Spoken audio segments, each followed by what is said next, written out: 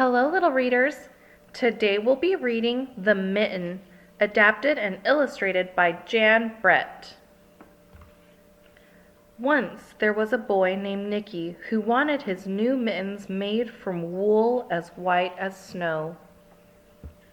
At first, his grandmother, Baba, did not want to knit white mittens. If you drop one in the snow, she warned, you'll never find it. But Nicky wanted snow white mittens, and finally Baba made them.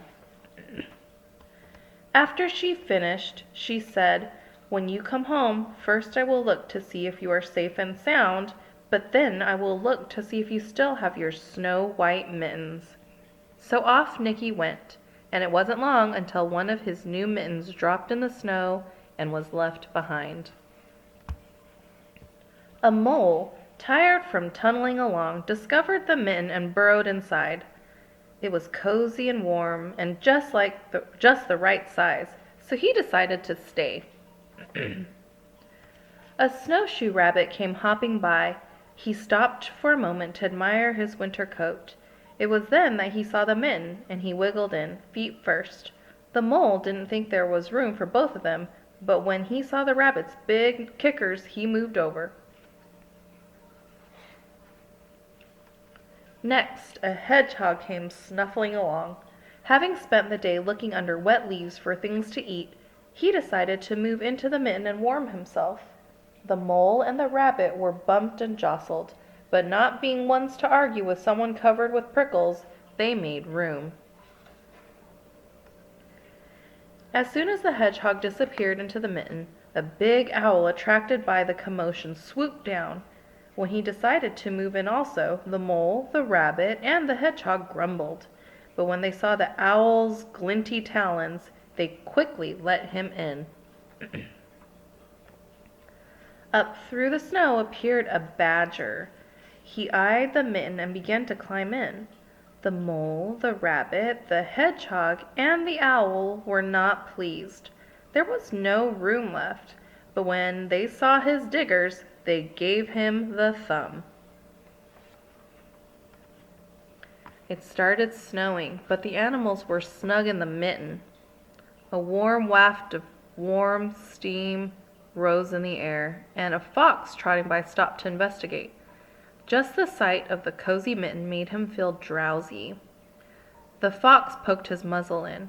When the mole, the rabbit, the hedgehog, the owl, and the badger saw his shiny teeth, they gave the fox lots of room. A great bear lumbered by. He spied the mitten all plumped up. Not being one to be left out in the cold, he began to nose his way in. The animals were packed in as tightly as could be, but what animal would argue with a bear? The mitten swelled and stretched. It was pulled and bulged to many times its size, but Baba's good knitting held fast. Along came a meadow mouse, no bigger than an acorn. She wriggled into the one space left and made herself comfortable on top of the great bear's nose. The bear, tickled by the mouse's whiskers, gave an enormous sneeze. Ka-choo! The force of the sneeze shot the mitten up into the sky and scattered the animals in all directions. On his way home, Nicky saw a white shape in the distance. It was the lost mitten silhouetted against the blue sky.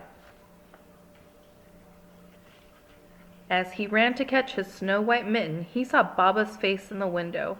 First, she looked to see if he was safe and sound, and then she saw that he still had his new mittens. The end. For more stories, please subscribe to our channel, Little Readers.